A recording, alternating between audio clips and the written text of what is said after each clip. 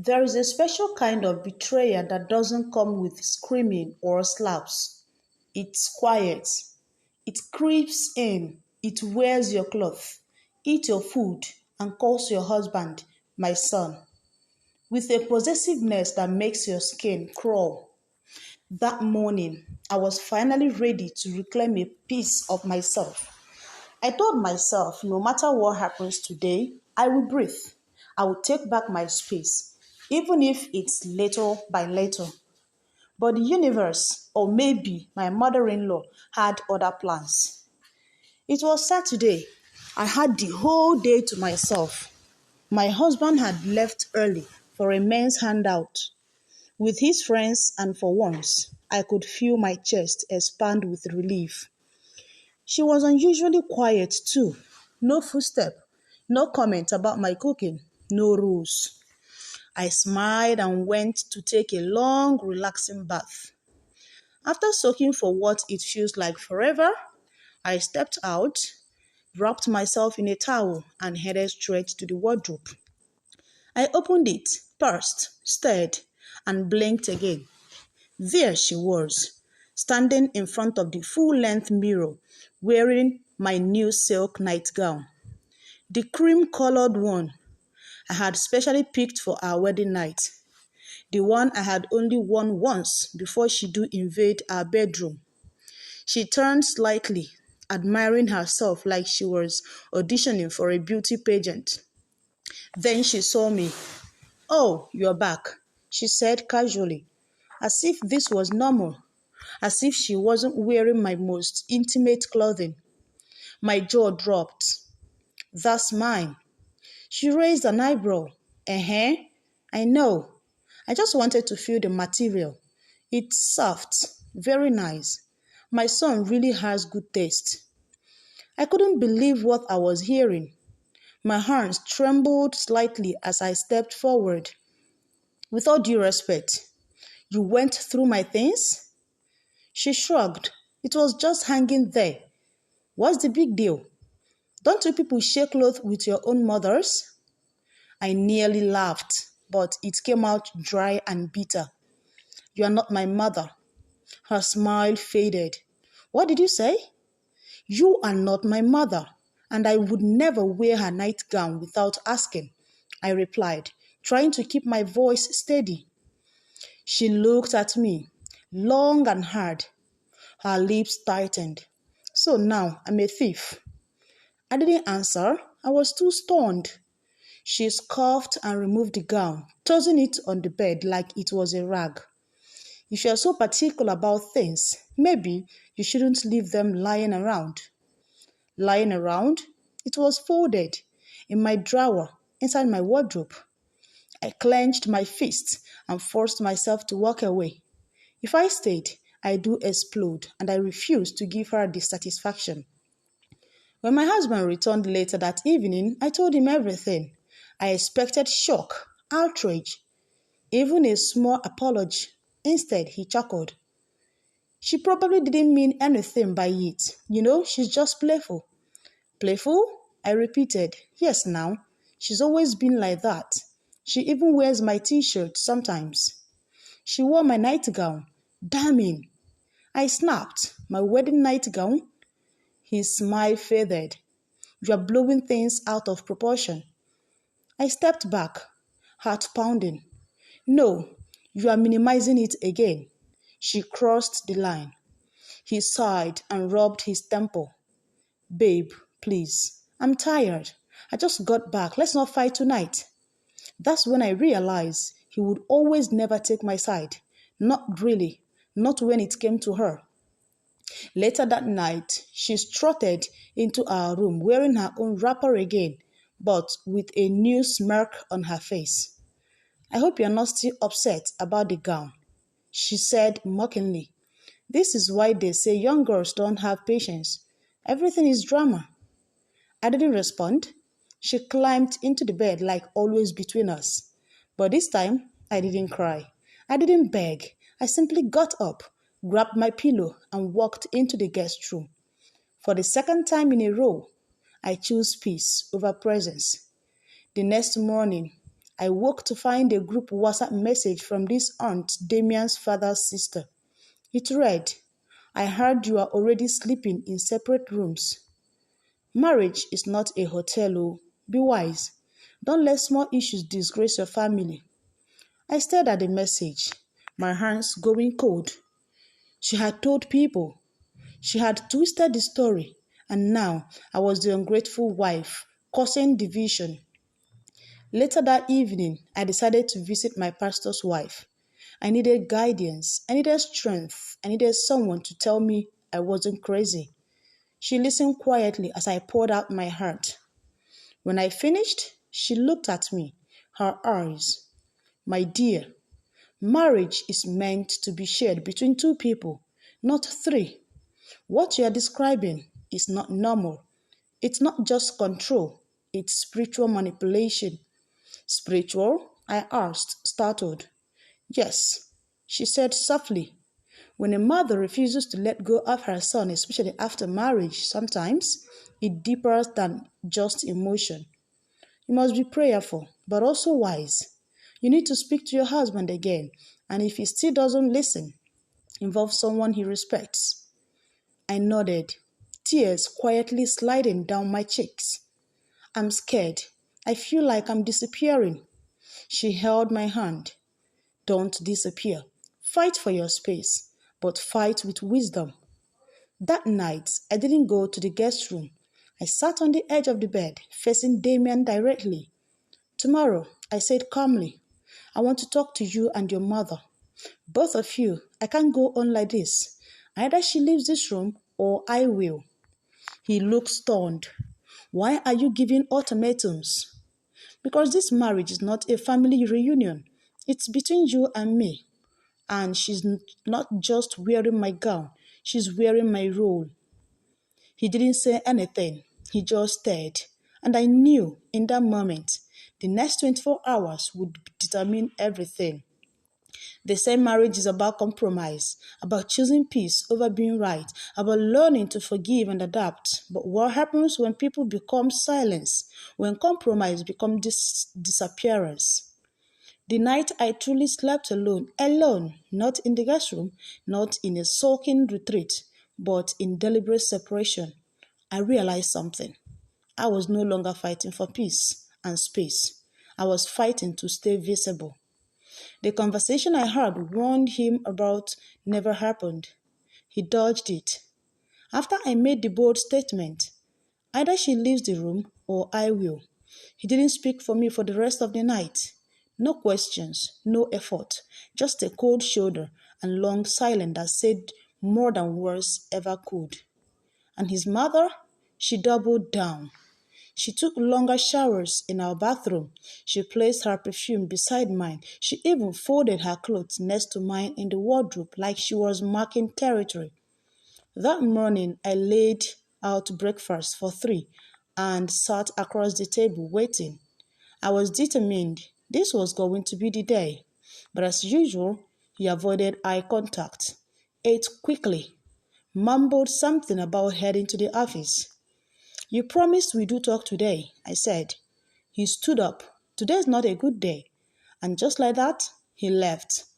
I stared at the half-eaten yam on his plate, my appetite gone. Then I heard the familiar clack of slippers, her slippers approaching. Don't stress him, she said casually, leaning against the wall. He works hard. Men don't like drama. I turned slowly to face her. This isn't drama, it's my marriage. She smiled sweetly. And I'm part of the marriage too.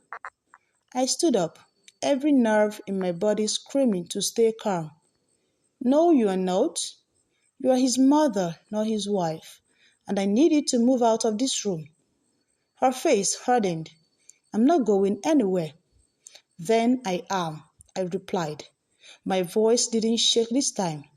Her smile vanished. That evening, I packed my essentials into a small travel bag and quickly moved into the guest room. Not out of fear, not out of defeat, but out of dignity. I left behind the bed and chosen. The curtains I had picked, the dreams I had sewn into sheets, and I laid alone, alone for real, but it wasn't peaceful, not yet. At 2 a.m., I heard footsteps in the hallway, then a knock. It was him. I opened the door slowly. He looked exhausted, not physically, but emotionally, like the weight of avoiding me, and I finally settled on his chest. You left the room, he said flatly. I told you I would, I replied. She looked around the small room. You don't belong here, and your mother doesn't belong in our bed, I said calmly. Silence stretched between us. Then he said, You are being too rigid.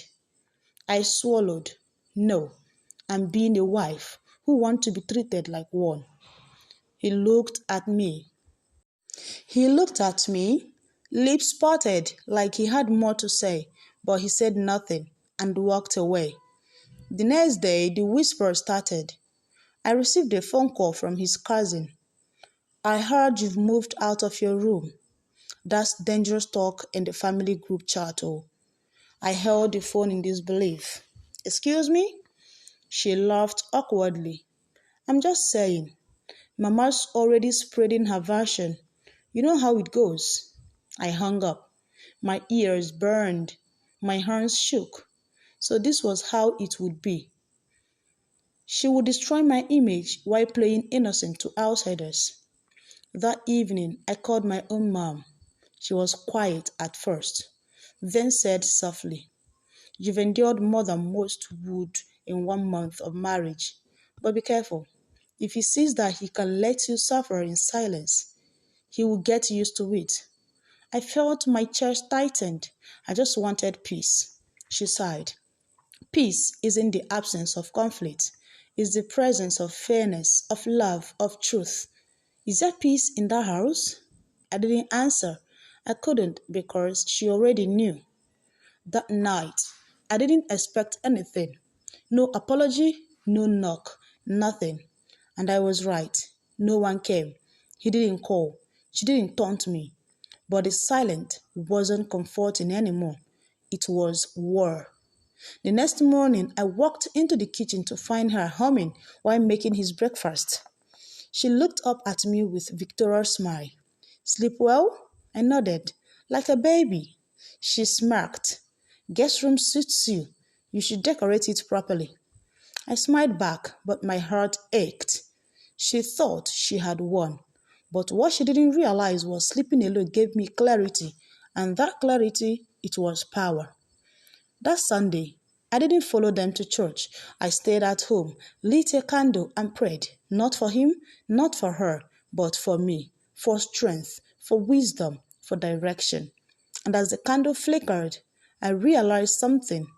The real betrayal wasn't just from her, it was from him.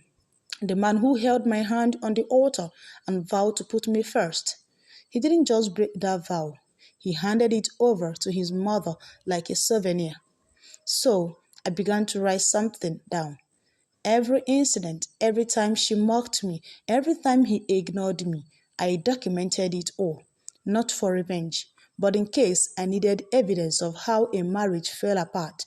Not with adultery, not with violence, but with silence.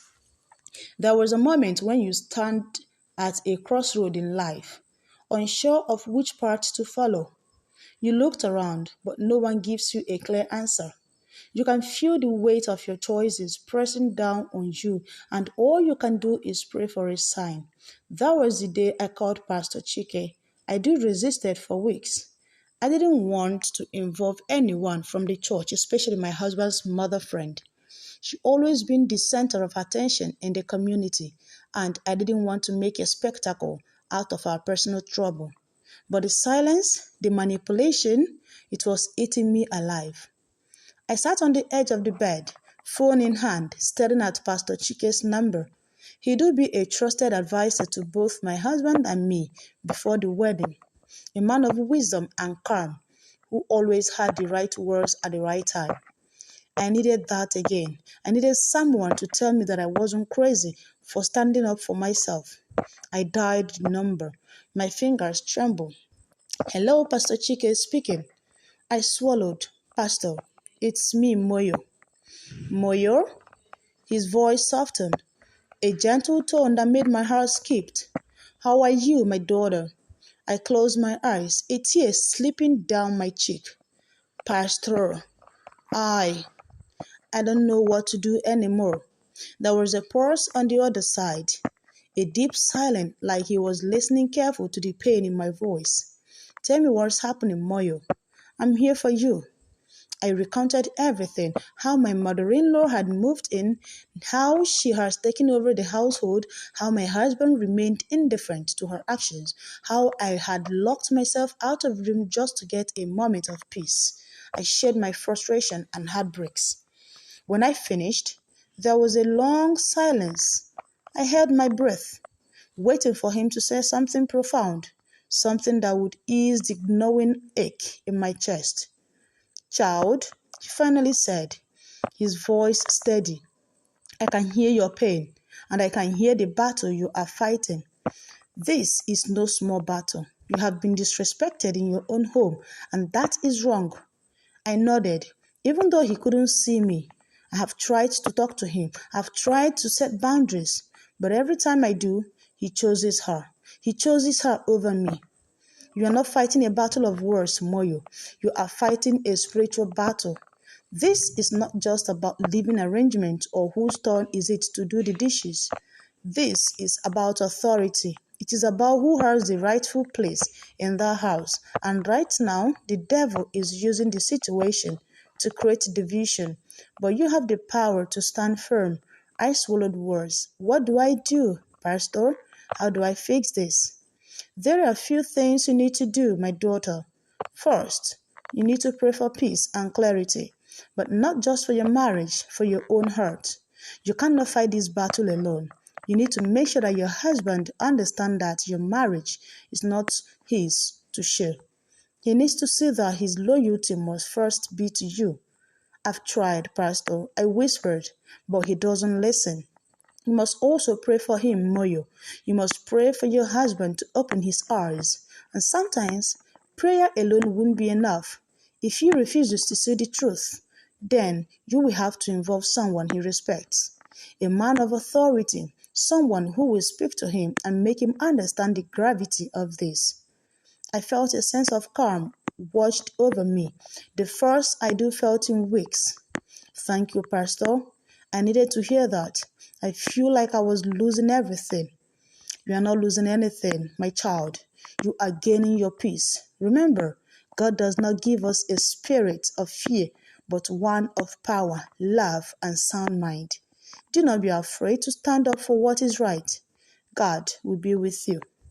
That night, after the conversation with Pastor Chike, I lay in bed, alone but not empty.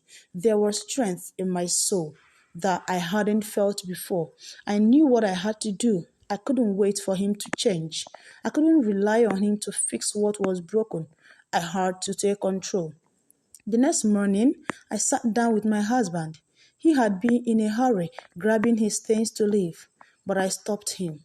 I didn't raise my voice, but there was authority in my voice. Damien, we need to talk. He sighed, dropping his briefcase onto the chair. What now? I've called Pastor Chike. I said, watching him closely, and he's been praying with me. He's made me realize something. He didn't say anything, but his eyes narrowed. What did he say? He said, this isn't just about a mother-in-law staying with us. It's about authority, and you need to choose. Either you're with me or you're with your mother. You can't have both.